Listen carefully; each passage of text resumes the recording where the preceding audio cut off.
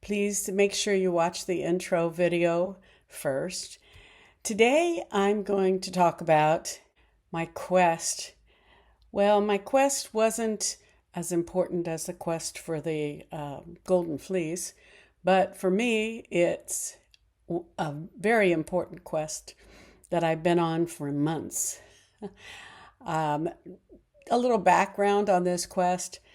I'm in search of the perfect product, the perfect pattern. I mean, I'm in search of the perfect pattern for my cotton fabrics. I have a lot of cotton fabrics.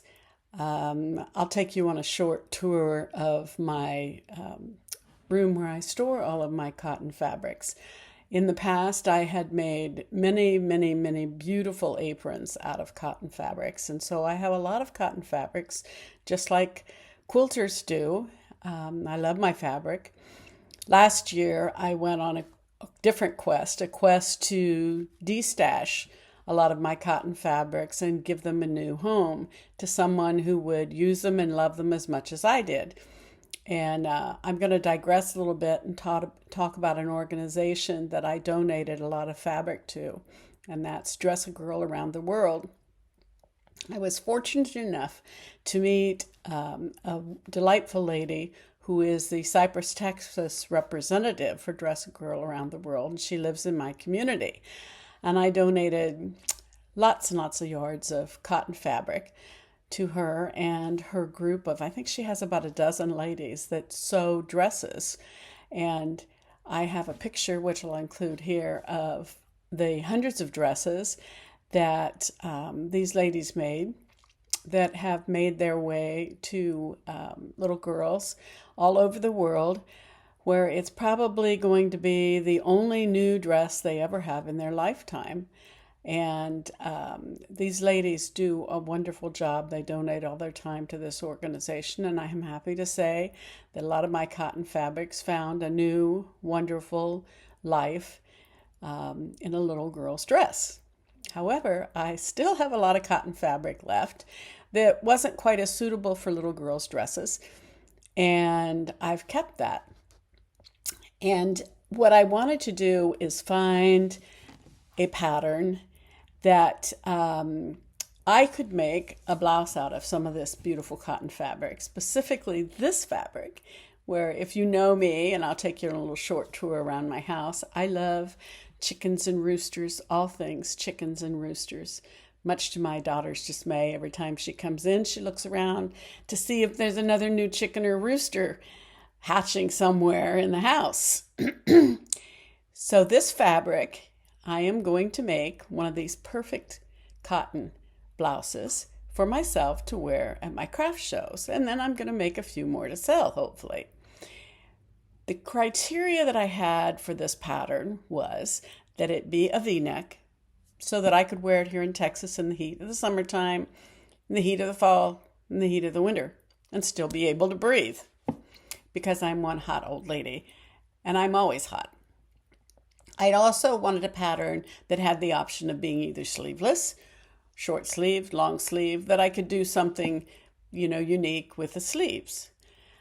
The pattern also had to be not really short. It had to be long enough to cover my little tummy and also to cover maybe some coverage on the hips.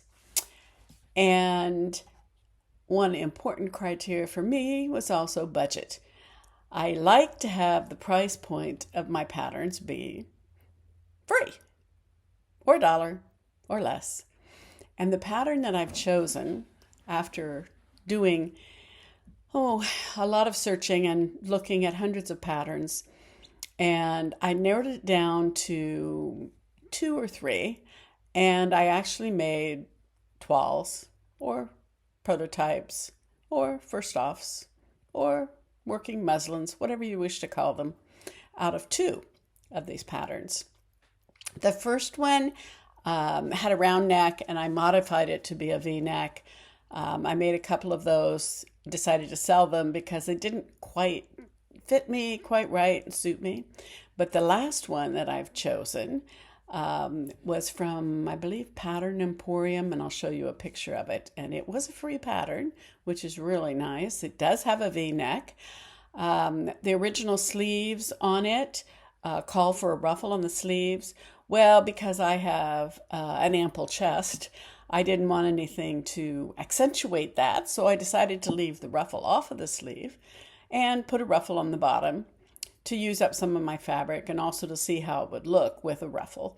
And the ruffle, I decided to pleat it because I think ruffles that are gathered kind of stick out. And again, I didn't want to do anything to accentuate my midsection. But I am also going to make the last one, my working toile, the one with this beautiful chicken and rooster fabric that I have. I am probably going to make it with some side slits because when I'm sitting, I don't want the blouse to hike up. I want it to flow evenly. I probably will do a ruffle in this polka dot fabric, contrasting. Maybe the sleeves in the different fabric. I haven't decided. I'll show you the cutout that I make when I'm cutting the fabric. And I'll also show you various steps along the way. I'm hoping that I can make a sleeveless version. I think I have enough fabric to make a sleeveless version, a sleeved version, a ruffled version. We'll see how it turns out. And the ones that I decide not to keep, I'll sell. And in addition to chickens and roosters, another love of mine is Paris and all things France. And you'll see when I show you my fabric stash that I have quite a few Paris prints. I have some Eiffel Tower prints, some other pretty ones. And hopefully there'll be some other people who like Paris too and want to buy some of these blouses that I make. So this week's video is going to be all about my quest for the perfect cotton shirt pattern. Hope you enjoy. Please make sure that you like and subscribe below so I can keep making these videos. And I'm going to try to post at least every other week. I'd like to post every week.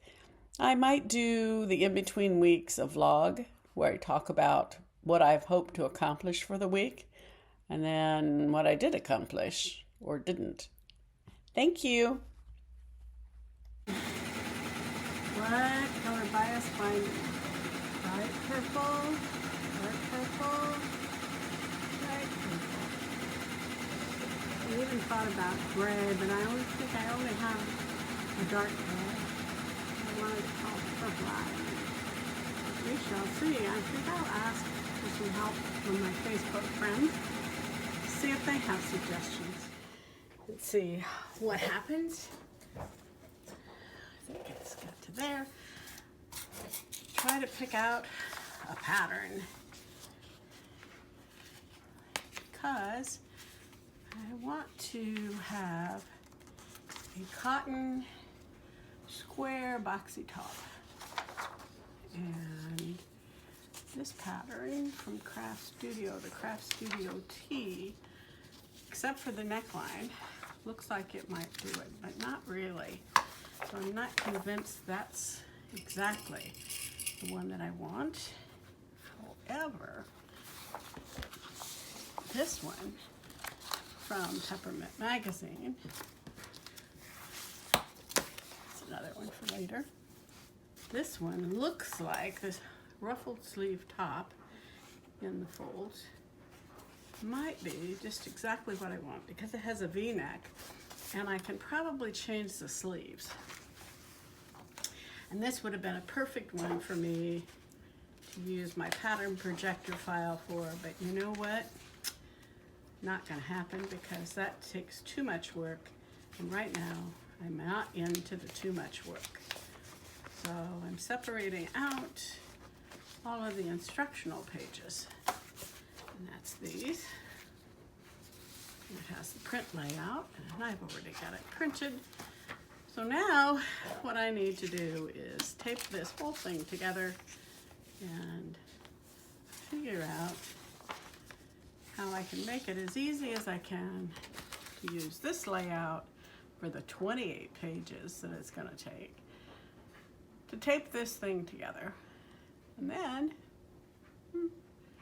that looks like it might be pretty good once I get it cut out. So Next step I need to do is take a pause, get my embroidery machine working again, and tape this together. Ignore the sound in the background of my embroidery machine, and ignore the blue tape.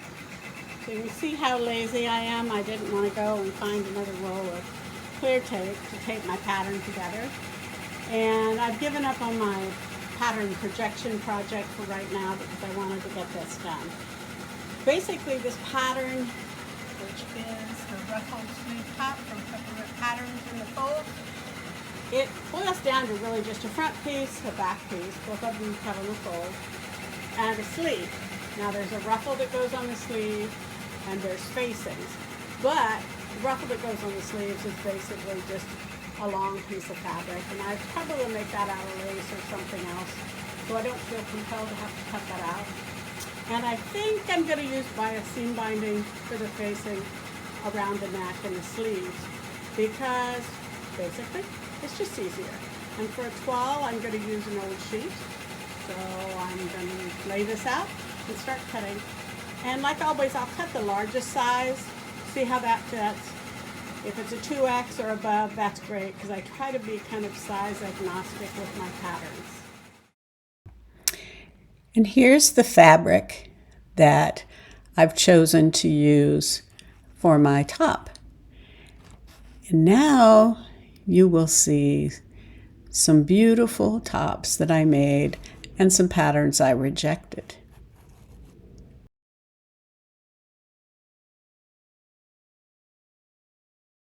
Mother's Day dress. And this is my favorite top. This is the pattern I chose. And I made it up in a Lucy top. And you can tell that it's perfect for me. I'm going to my daughter's for Mother's Day, and I think this is... And next you'll see a variety of tops, short-sleeved and half-sleeved.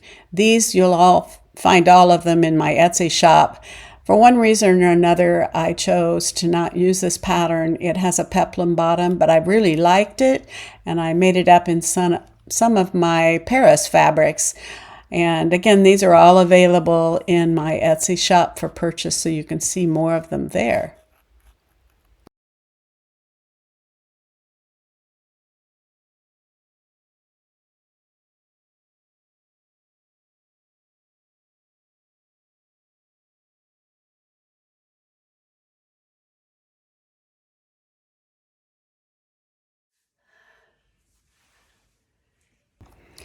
And here's the grand finale. It's my perfect chicken top. The next time I make this, I'm going to make the neckline just a little bit lower, but if you'll notice the trim on the sleeves, the red polka dot, my next project, which I'll show you next week in my video, is a pair of bloomers made from this. I love it. And until next week, thanks for watching.